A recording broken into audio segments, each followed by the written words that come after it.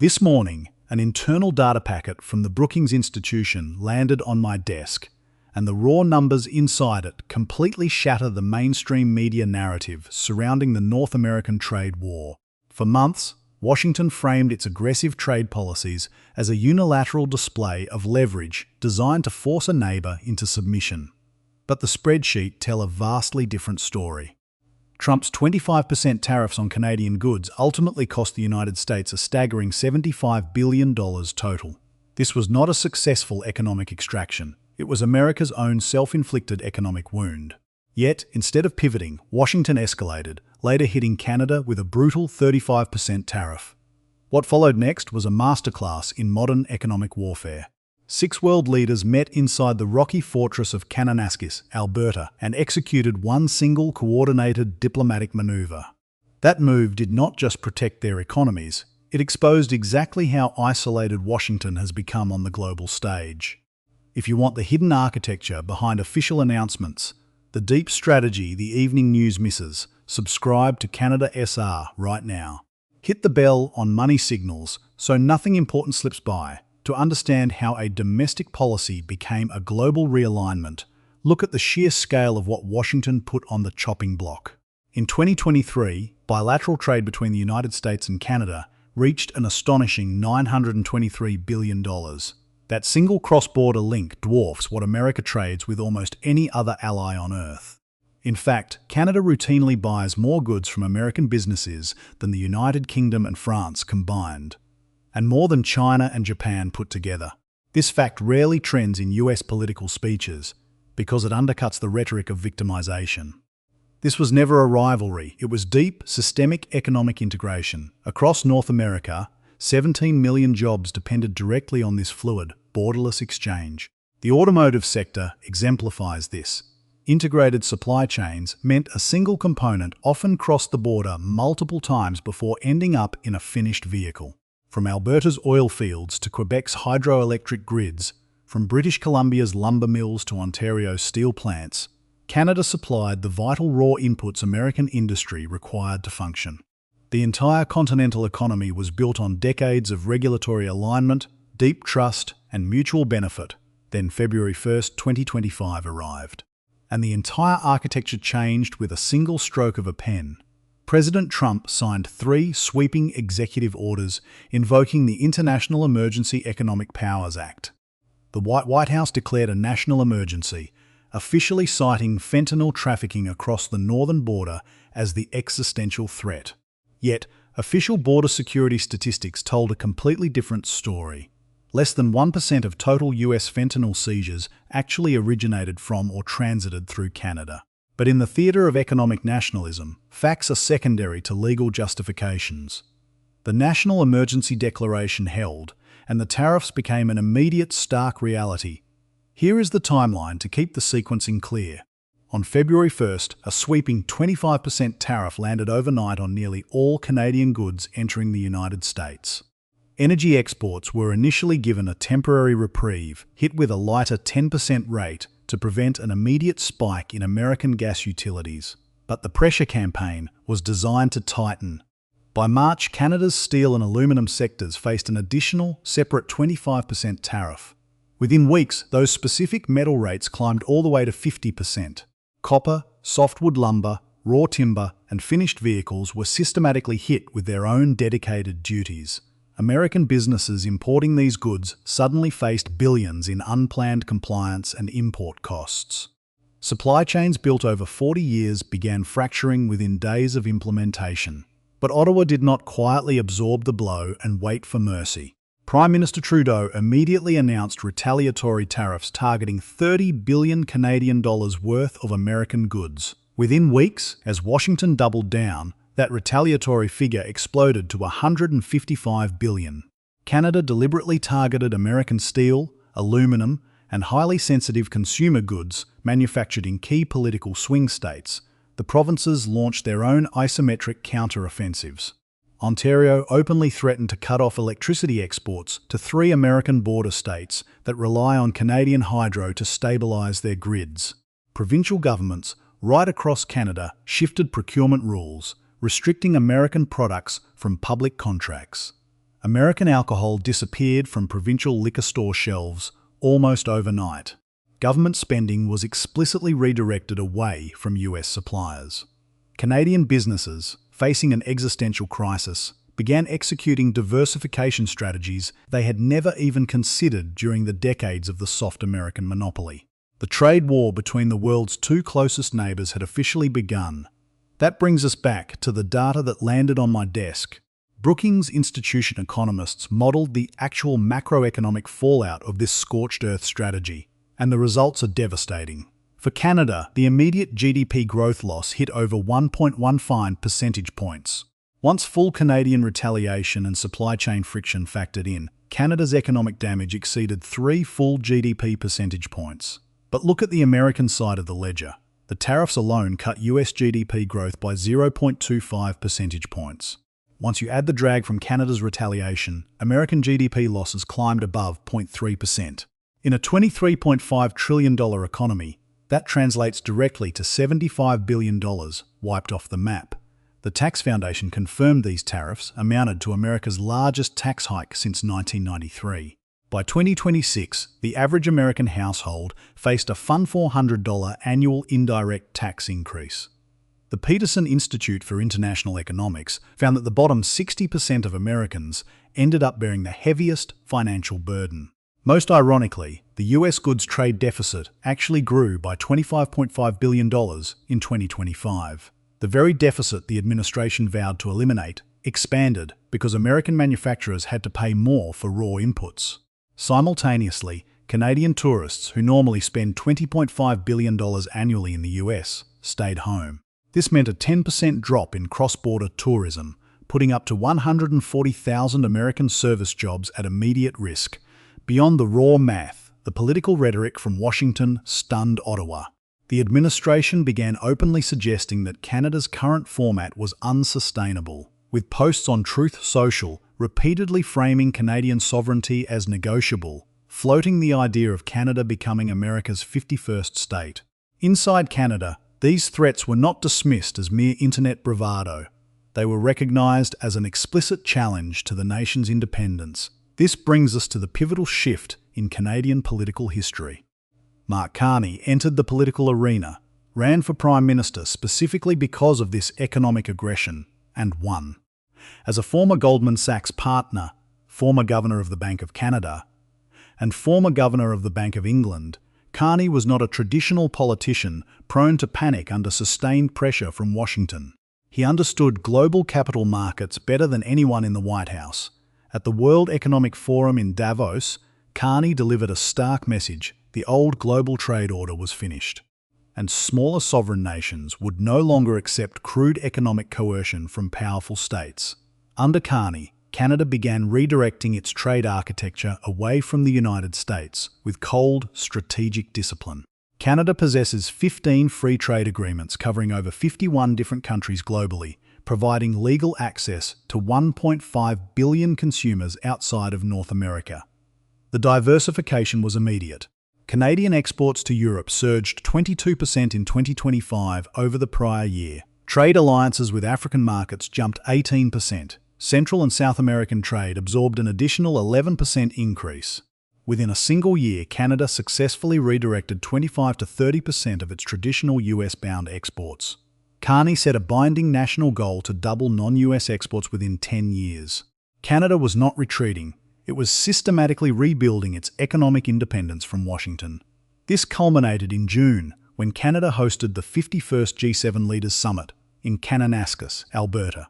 This was the most geopolitically charged summit in decades, representing Canada's first time hosting the G7 in well over 10 years, and Carney's formal debut on the leader stage. The G7 nations collectively represent over half of all global GDP. At Kananaskis, the G7 plus the European Union sat across the table from a tariff-heavy America. Washington had already imposed new tariffs on virtually every country in that room. The Atlantic Council confirmed that global growth was visibly slowing due to this pervasive trade uncertainty, a sentiment echoed weeks earlier by G7 finance ministers meeting in Banff. The American president arrived at Kananaskis having strained every single bilateral relationship in the alliance. French officials publicly warned that America was isolating itself from its own allies, while the Council on Foreign Relations noted that expectations for the summit had dropped to historic lows. But Canada was no longer standing alone. Behind the secure walls of the Rocky Mountain Resort, the pressure was immense. While Carney publicly refused to frame the summit as a 6-against-1 confrontation behind closed doors, the 6 alternative world leaders had already completely aligned their strategies. What happened next inside Kananaskis rewrote the rules of modern economic diplomacy. Carney and the American president met one-on-one for 30 minutes on Monday morning. The cameras were invited in to capture the formal pleasantries, with Carney even wishing the president a belated birthday. On the surface, it looked like standard diplomatic theatre. The president even told reporters during the family photo that he loved the venue. But that surface warmth masked a profound structural trap. Carney had completely scrapped the traditional, comprehensive joint G7 communiqué weeks before the leaders arrived. This was a brilliant, calculated diplomatic maneuver.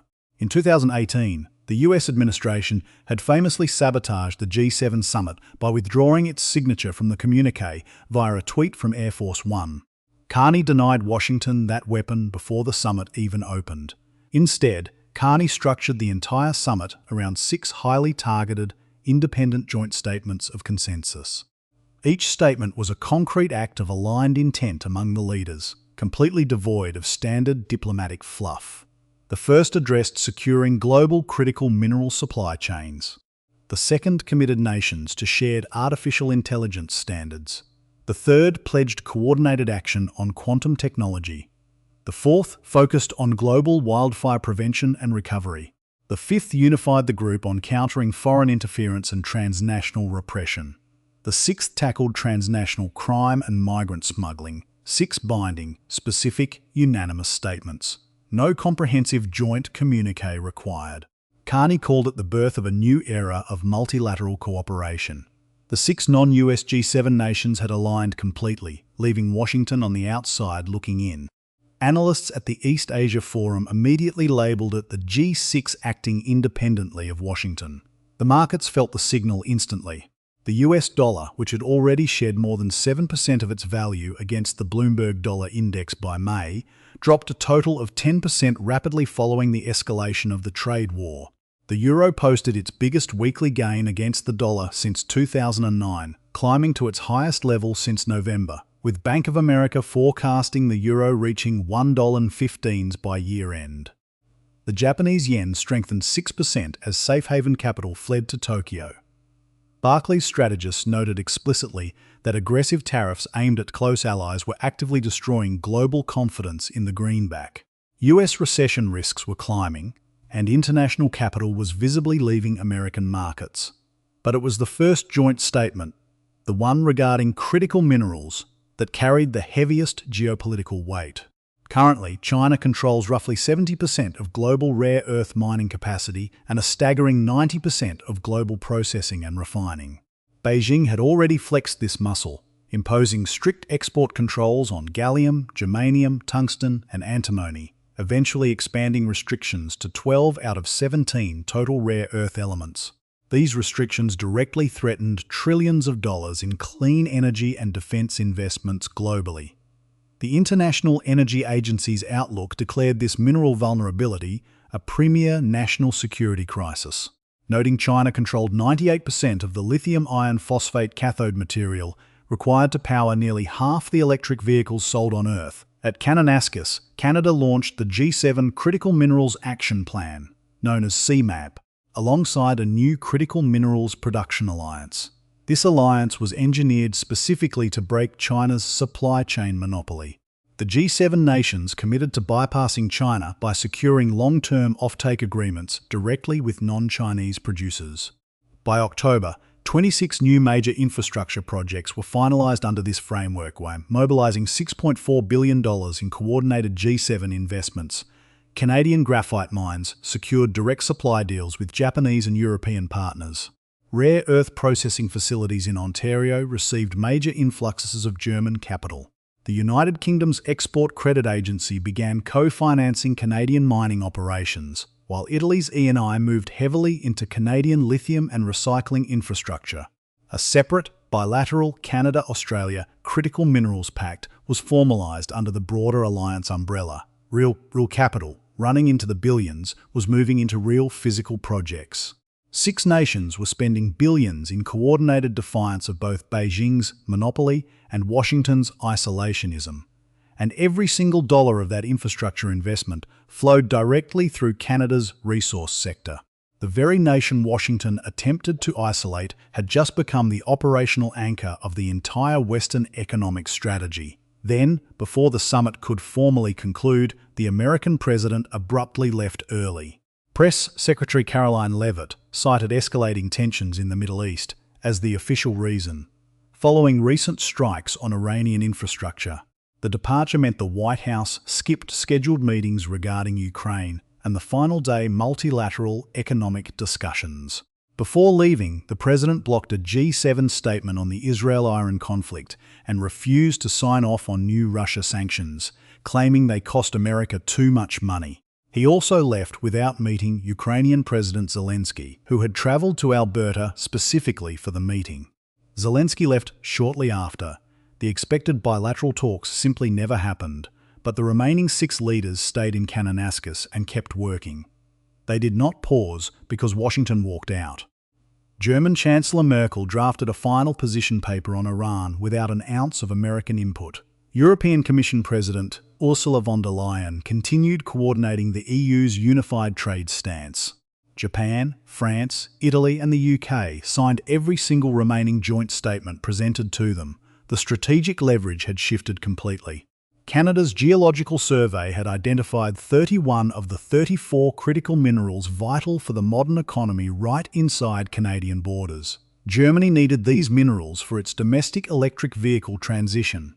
Japan required them for semiconductor and battery manufacturing. The UK needed them for its 2035 energy independence targets, and France required them for its military modernisation programs. And this created a bizarre, self-defeating paradox right at the heart of Washington's strategy. By placing tariffs on Canadian critical minerals, Washington was actively taxing its own domestic defence and clean energy companies. Giants like Lockheed Martin, Northrop Grumman, and Boeing source vital inputs directly from Canadian suppliers. The Pentagon itself had flagged access to Canadian minerals as a top-tier national security priority. Yet, every tariff dollar imposed on these imports flowed directly out of American defence procurement budgets. The irony was documented in writing by military logisticians, but the White House appeared not to notice. Meanwhile, the alternative architecture grew stronger. By the end of the year, total committed financing for the CMAP framework grew to $9.2 billion of G7 capital, spanning 36 projects across Canadian, Australian, African, and South American jurisdictions. China's foreign minister publicly denounced CMAP as a deliberately destabilizing geopolitical project, a reaction that confirmed to markets just how effective the coordination had become. Beijing recognized this wasn't political symbolism, it was permanent infrastructure. The World Bank confirmed global rare earth investment surged 41% in 2025, with the G7 driving the majority of that growth. Canada alone attracted a record $11.3 billion in critical mineral foreign direct investment, a massive 48% increase over the previous year. The nation threatened with economic subordination was attracting historic global capital instead. Simultaneously, the European Union used Kananaskis to deepen its footprint. Von der Leyen signed bilateral investment frameworks with Canada totaling €3.8 billion, actively expanding the Comprehensive Economic and Trade Agreement, or CETA.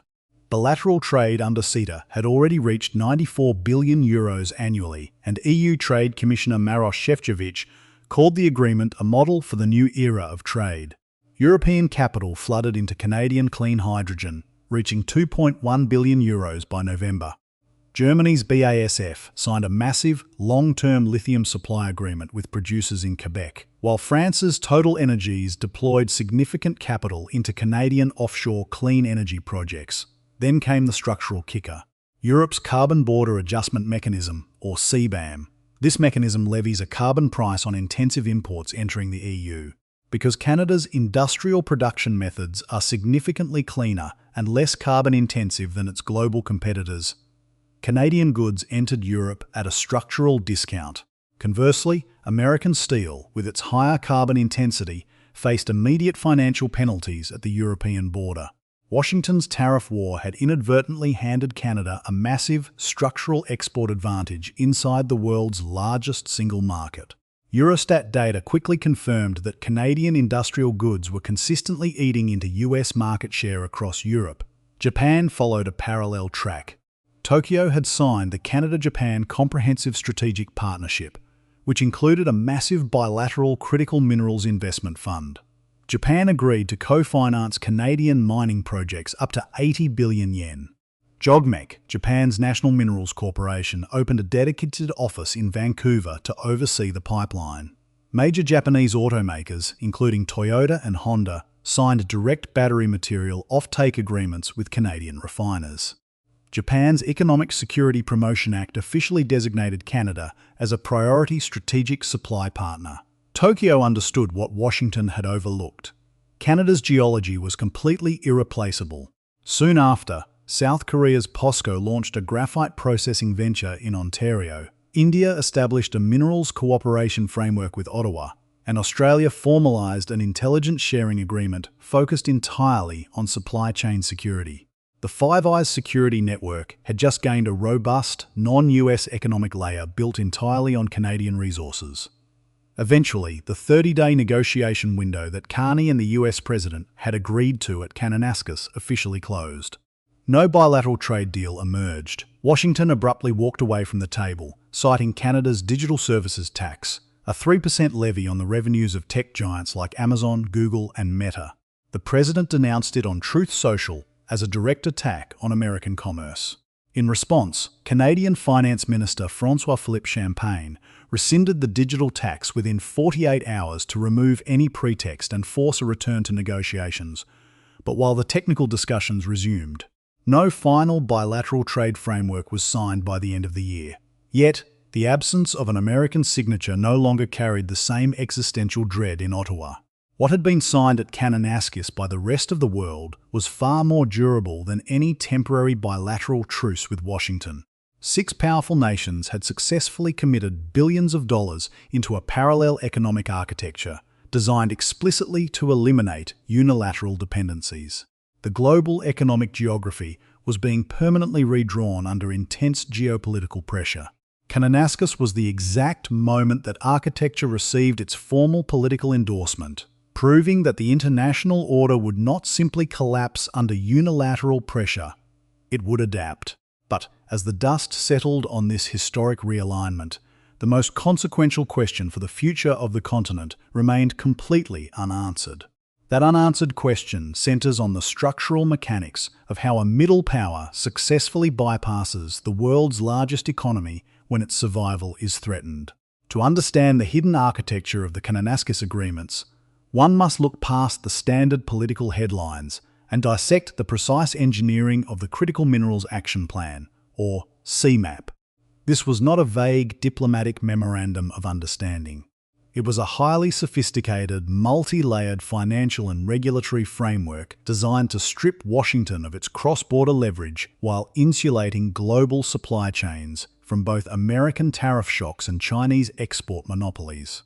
The architecture of this deal shifts the balance of power because it replaces vulnerable bilateral dependence with a legally binding, diversified investment network. The structural blueprint of CMAP operates across 3 distinct, interconnected pillars, each engineered to address a specific vulnerability in the international trade landscape. Dissecting these components reveals exactly how the G6 nations institutionalized their independence from Washington's tariff architecture. First, the agreement established the Sovereign Wealth Supply Guarantee Mechanism. Under this specific provision, the state-backed investment vehicles of Japan, Germany, France, the United Kingdom, Italy, and the European Union created a joint capital backstop totaling $6.4 billion in initial allocations, which later expanded to $9.2 billion. This capital does not function as traditional foreign aid or generic government grants. Instead, it is deployed as direct equity investments and long-term subordinated loan facilities tailored for non-US mining and processing operations. The strategic engineering here is precise by taking equity stakes in Canadian, Australian, and South American resource projects. European and Asian governments effectively guaranteed the financial viability of these operations, regardless of what tariffs Washington imposes at the border. If the United States places a 50% duty on Canadian processed graphite or lithium, the sovereign backstop absorbs the immediate price friction, ensuring the mining operations remain capitalized and operational. The mechanism relies on mandatory take-or-pay off-take agreements, running for a minimum of 15 years. This timeline is critical because it mirrors the typical development cycle of a new advanced refining facility, giving institutional investors the long-term regulatory certainty that Washington's volatile executive orders had completely destroyed. Second, the deal architecture introduced a synchronized regulatory fast-track protocol known as the Mutual Recognition Supply Chain Framework. Historically, the greatest barrier to diversifying trade away from the United States has been the dense web of domestic environmental, labor, and technical standards that vary across different continents. A component or raw material certified for use in Europe might spend years undergoing safety reviews in Japan or South Korea. CMAP fundamentally dismantled this bureaucratic friction. The 6 signatory nations established a unified set of technical standards specifically for the extraction, processing, and transportation of the 31 critical minerals identified within Canada's borders. Under this framework, any critical mineral project approved by Canada's Federal Environmental Review process automatically receives regulatory clearance and import compliance certification in the European Union, the United Kingdom, and Japan simultaneously. By bypassing years of redundant foreign bureaucratic approvals, Canada transformed its rigorous domestic regulatory system into an elite, rapid-access passport to the wealthiest markets on Earth. This protocol effectively created an exclusive, high-standard trading zone that excludes both Chinese state-subsidized dumping and American unilateral tariff interference. Third, the architecture utilized asymmetric trade law routing to exploit existing treaty loopholes. While Washington attempted to freeze continental trade using national security exceptions under the Emergency Economic Powers Act, Canada leveraged its 15 active free trade agreements to legally isolate American buyers. Specifically, the expansion of the Comprehensive Economic and Trade Agreement with Europe and the implementation of the Canada-Japan Comprehensive Strategic Partnership were synchronized to act as a legal shield. The deal structured specific rules of origin exempti (ONS). This means that raw inputs extracted in Canada can be shipped to Europe or Japan, undergo advanced manufacturing or chemical alteration, and then be re-exported globally, including back into the United States, under different tariff classifications that Washington cannot legally penalize without violating broader World Trade Organization rules. For example, raw Canadian nickel taxed heavily at the US border is instead routed to a specialized refining hub in Europe backed by German capital, converted into high-grade battery components, and then enters global supply chains under a completely different customs code. The financial burden of the tariff is entirely bypassed. While the strategic material still reaches its ultimate industrial destination, the key players executing this strategy represent an elite tier of global finance and statecraft operating far outside the traditional diplomatic corps. Prime Minister Mark Carney designed the entire architecture to speak the native language of global capital markets, utilizing his deep institutional knowledge to coordinate with figures who control the actual levers of international finance. On the European side, European Commission President Ursula von der Leyen and EU Trade Commissioner Maroš Šefčovič synchronized the deployment of the European Investment Bank's resources.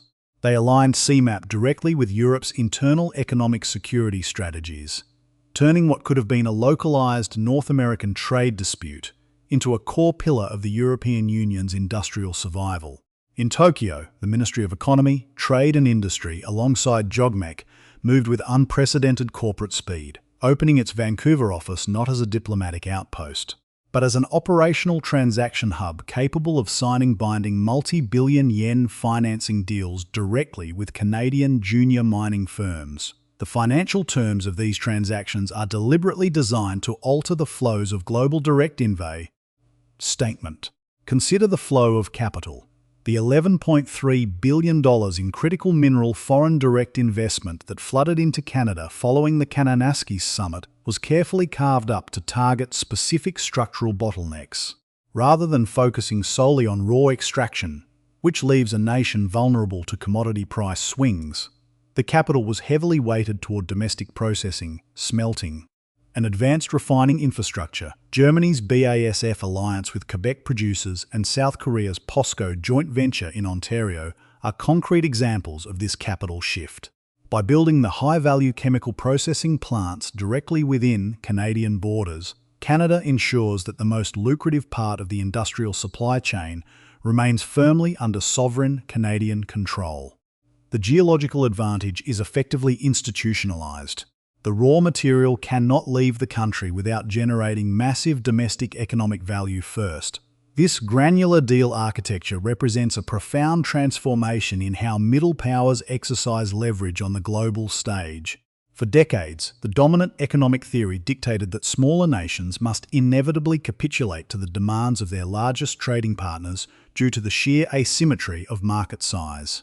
Washington operated under the assumption that Canada's economic dependence on the American market was absolute, and that a 25% or 35% tariff would inevitably force Ottawa to accept any terms dictated from the White House. But the architecture of CMAP proved that in a hyper-connected, technologically advanced global economy, geology and regulatory sophistication can neutralize raw market size. Canada did not attempt to match America's domestic market size. Instead, it aggregated the collective economic weight of the rest of the developed world to create a counterbalance that Washington could neither penalize nor ignore. The strategic reality of this layout is that it transforms Canada from a passive supplier of raw inputs into the active managerial hub of a new Western industrial alliance. By securing the capital of Europe and Asia to develop its internal resource base, Canada insulated its domestic economy from the political volatility of the American electoral cycle. The supply chains being forged in the valleys of Kananaskis are explicitly designed to outlast any single presidential administration or temporary trade dispute. They represent a permanent structural shift in where global manufacturing hubs look for stability, security, and long-term partnership. If you want to keep tracking how these deep financial architectures are reshaping national sovereignty and redrawing the maps of global wealth, make sure you are subscribed to Canada SR and hit that like button to support clear, independent analysis. The implementation of this multi-layered deal architecture immediately triggered a series of rapid, cascading reactions across the global financial system. As the binding agreements began to take physical shape in mining sectors and refining hubs across the country, the immediate macroeconomic indicators started to signal a deeper, systemic realignment that went far beyond simple trade statistics. The physical movement of capital was now directly colliding with the political calculations of Washington, and the initial data points emerging from this collision began to reveal an entirely new set of geopolitical vulnerabilities. By engineering a multi-layered financial and regulatory shield around its critical minerals, Canada successfully transformed a predatory bilateral tariff war into a synchronized global alliance. This sophisticated deal architecture effectively bypassed Washington's border friction, demonstrating that a middle power can defend its sovereign economic space by leveraging high-value geology and advanced international partnerships. When you zoom out from the immediate cross-border skirmish, the strategic landscape reveals a permanent structural rupture. The events at the Kananaskis Summit did not simply resolve a localized trade dispute between neighbors. They signaled the definitive end of the post-Cold War era of unquestioned American economic hegemony for nearly 8 decades. Canada-US relations operated under a foundational assumption of asymmetric but guaranteed continental integration. The pre-Trump era was defined by a quiet geographic certainty. Ottawa could count on open border access, predictable regulatory alignment, and a shared Western security doctrine. Continental trade was viewed as an irreversible fact of nature, managed by technocrats and insulated from high-stakes geopolitical blackmail. That comfort zone has been completely demolished. By weaponizing the International Emergency Economic Powers Act over a manufactured border emergency, Washington proved that it now views its closest ally not as a permanent partner, but as a transactional target. In response, Canada did something it had avoided for generations. It actively weaponized its own supply chains and resource geology, forcing Washington to face the multi-billion-dollar consequences of a fractured continent. This permanent shift in the bilateral dynamic fundamentally redefines the security architecture of North America. The continental defense posture, historically anchored by NORAD and tightly synchronized manufacturing lines, is now deeply complicated by an underlying economic distrust. When the Pentagon is forced to watch its own critical mineral procurement budgets absorb the cost of political tariffs, the traditional boundary between domestic economic populism and integrated continental defense erodes completely. Canada is no longer operating as a passive northern buffer zone or a compliant resource colony.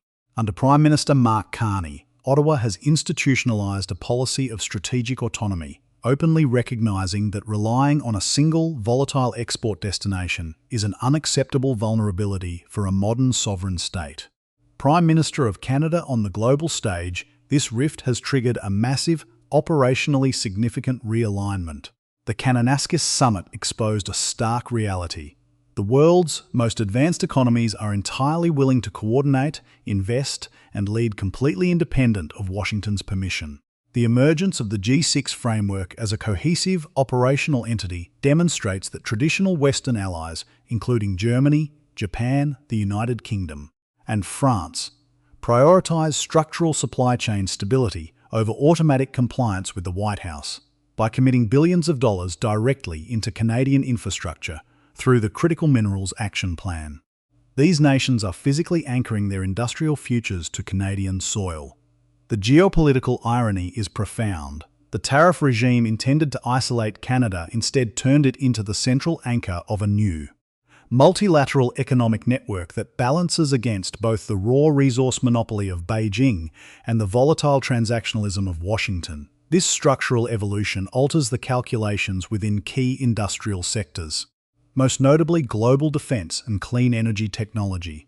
The modern military-industrial complex relies heavily on the highly specialized inputs that Canada holds in abundance, including cobalt, nickel, lithium, and graphite. By creating the mutual recognition supply chain framework and securing direct European and Asian capital, Canada has effectively established a secure, high-standard trading zone that treats resource security as an active national security priority. The traditional defense contractors of Europe and Asia are no longer vulnerable to sudden cross-border political shocks from a single supplier. Instead, they are now hardwired into a diversified, legally insulated pipeline. This represents the practical, physical manifestation of economic geography being actively redrawn by geopolitical pressure. The broader lesson of this trade war is that great power hegemons can no longer easily monetize or exploit their deepest alliances without suffering severe economic fallout. The Brookings Institution data proved that the financial blowback of aggressive unilateralism is real, measurable, and highly self-defeating. When a superpower uses crude tariff coercion against a deeply integrated trading partner, it fractures its own domestic manufacturing lines, increases the tax burden on its own middle class, and erodes the global credibility of its currency. The 10% drop in the value of the dollar following the tariff escalations serves as a stark warning from international capital markets. Economic nationalism carries a steep structural premium that even the world's largest economy cannot indefinitely absorb. The World Economic Forum simultaneously, the strategic use of Europe's carbon border adjustment mechanism highlights how environmental regulatory standards have transformed into potent geopolitical tools. By utilizing cleaner production methods, Canadian industrial goods have secured a permanent competitive advantage over carbon-intensive American rivals within the world's largest single market. This is not mere political rhetoric. It is a permanent structural shift documented clearly in European trade data. The trade architecture, forged in response to Washington's aggression, has inadvertently provided Canada with the exact economic launchpad it needed to diversify its global market share for the next generation. We are entering a harsh, highly competitive era where the illusion of a rules-based international order has faded, replaced by the reality of raw strategic autonomy.